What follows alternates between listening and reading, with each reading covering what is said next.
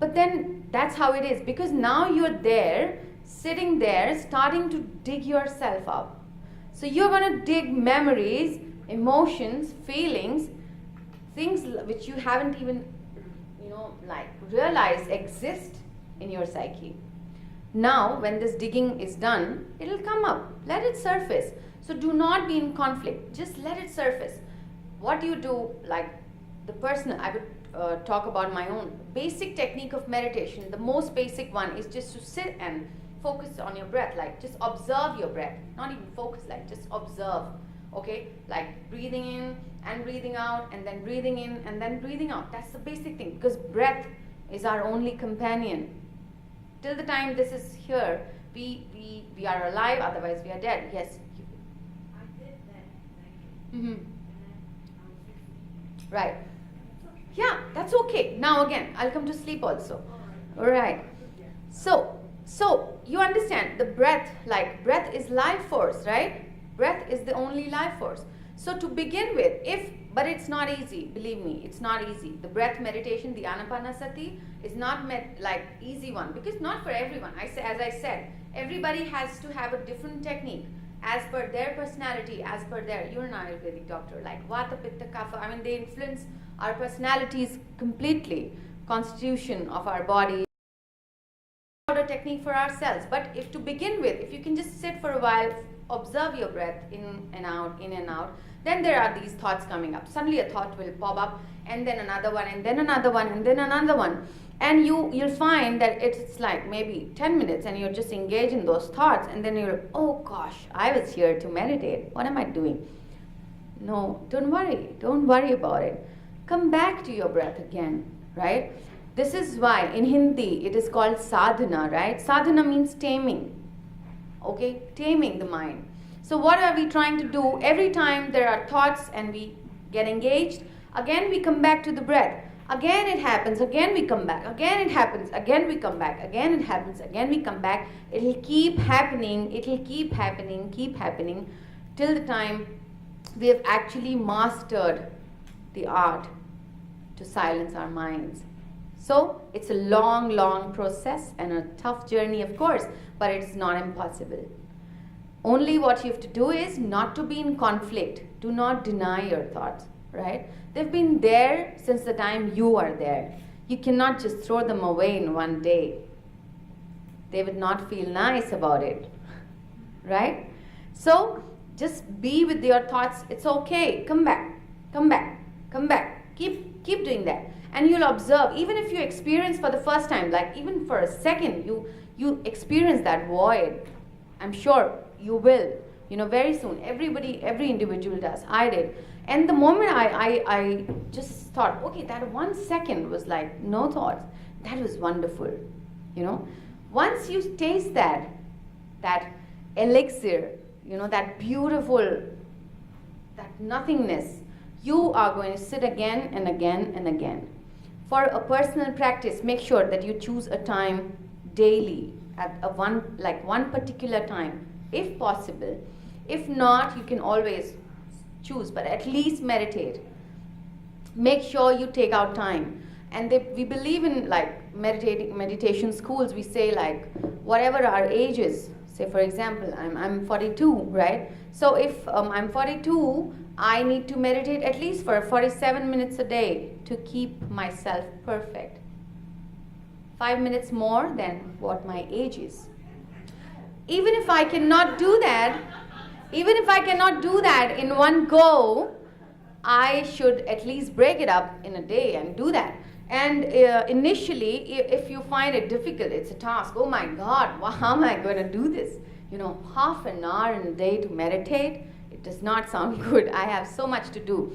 It's okay. Start with 10 minutes, but at least begin. I got a question. Right. Yeah. Okay. Apart from just falling asleep, that was beginning. Then I tried one time. There was nothing in my mind. So much that then I thought, so what happened? So what would you do if there's nothing? Right. I'll come back. So, welcome Chitraji. So, yeah, so we will coming, now we'll talk about sleep, like she said. Okay, we've talked about the thoughts. Now we'll talk about sleep. Okay, sleep. See, we are all working the whole day, we are doing something or the other, the mind is working, the body is working, exhausted. Okay, and you think 6 hour, 8 hour sleep is enough to recoup the body or charge us so much that the body starts healing itself? Is it good enough?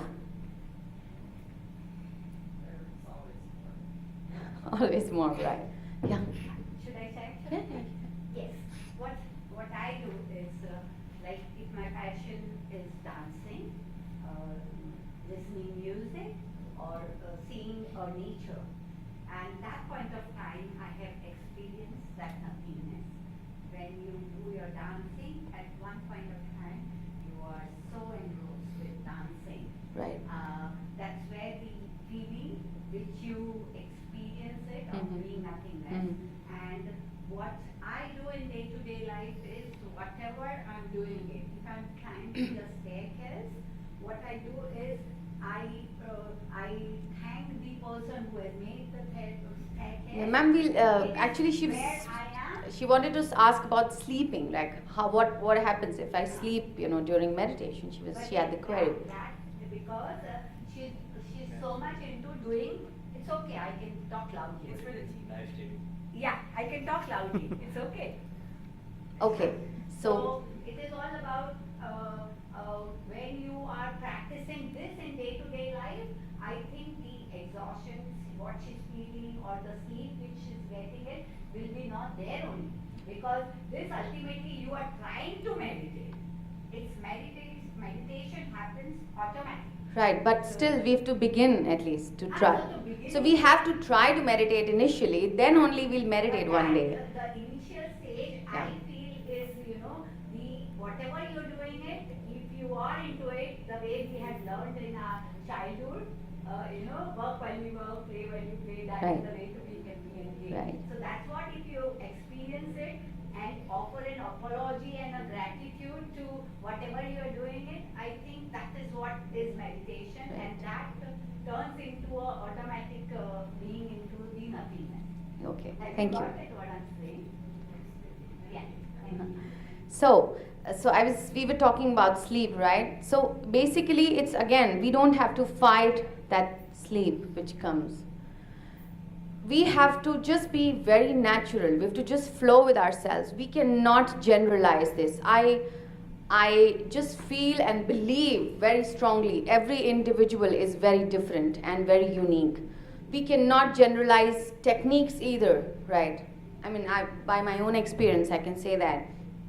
So that's why I said, find out your own technique, which takes you deeper and deeper and connects you to your own self.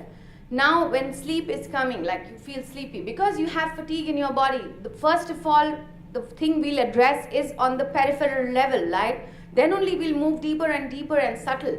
We cannot start diving deep directly and then start from inwards to outwards. No, we have to go from outwards to inwards. Body is the first form, which is visible, manifested, and on the peripheral level. So we start with the body. So initially, when we start meditating, what happens is the body releases fatigue. It needs to rejuvenate completely, relax, and feel okay with the posture. Sitting for a while, like say about almost an hour, right? It is not possible. If you don't have a habit of sitting for that long, you cannot do it in one way. Your body will start, working out and stressing, like all that stress which your body has been storing, all that, that heavy energy, that sleep, that fatigue will come up. So first, it'll start surfacing, the thoughts and the sleep together. So now you're bombarded with all those thoughts and you have sleep. And you feel sleepy and you almost do like this initially, Believe me, I did that for a long, long time. I used to just feel as if I just clock and I was here meditating. What was I doing? Okay. No, but what happens? Don't feel that it's funny or it's like weird. No, it's absolutely fine. Let it be. But I'm not saying, okay, just lie down and sleep. No. Okay, keep sitting. Now again, as you realize that you were sleepy and you were about to fall, maybe you can just sit little, away from the wall so that you do not fall down initially. But do not lie down and sleep. Keep meditating. It'll be like you'll feel sleepy, but as and when you meditate, you'll realize after a few days you'll not be as sleepy as you were on the first day. I can assure you that. So as and when, so understand that your body needs to release all that fatigue which it has gathered, right? So it'll get, once it gets released, once your sleep and your meditation together gets enough for your body to take that stress out which you gather all through the day and you've had since a long time, you'll be able to now sit in a posture, straight spine, meditating, and just right. Yes. Okay. Now, because you said you don't know much about it, and so posture is of course important. So now again, it comes to the posture. People say in various schools they teach different techniques. They say, okay, Padmasana or Sukhasana and whatever, cross-legged or legs open, whatever suits you initially. Begin with that. Okay. Do not try and twist your body in some posture it is not possible. You will never be able to meditate, right? So what my point is, be easy with yourself. Just be easy. Flow.